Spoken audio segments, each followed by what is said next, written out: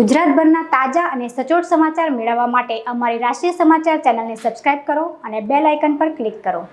Police પાસેથી મળતી માહિતી પ્રમાણે ભટાર આઝાદનગરમાં રહેતો રિક્ષા ચાલક મુતલીબ શેખ રોજ ખટોદરા વિસ્તારમાં રહેતી 4 વર્ષની બાળકીને ઘરેથી સ્કૂલે મૂકવા અને લેવા માટે જતો હતો। દરમિયાન છેલ્લા દોઢેક માસથી રિક્ષા ચાલક મુતલીબે આ બાળકીનું શોષણ શરૂ કર્યું હતું। બાળકીના શરીર પર હાથ ફેરવીને આ હવસી રિક્ષા ચાલક પોતાની વાસના સંતોષતો હતો।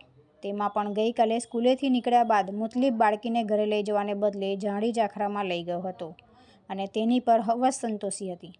બાળકી જ્યારે ઘરે આવી ત્યારે તેના હાથમાંથી લોહી નીકળતું જોતા માતા પિતાએ પૂછપરછ કરી અને ત્યારે ખબર પડી કે નરાધમ રિક્ષા ચાલક મુતલીબે તેની પર દુષ્કર્મ આચર્યું હતું।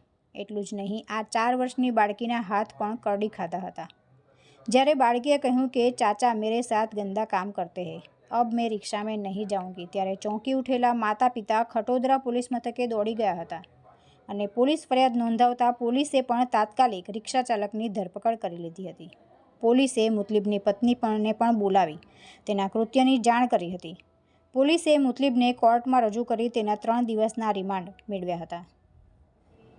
તુલસી શર્મા સાથે રાષ્ટ્રીય સમાચાર, સુરત।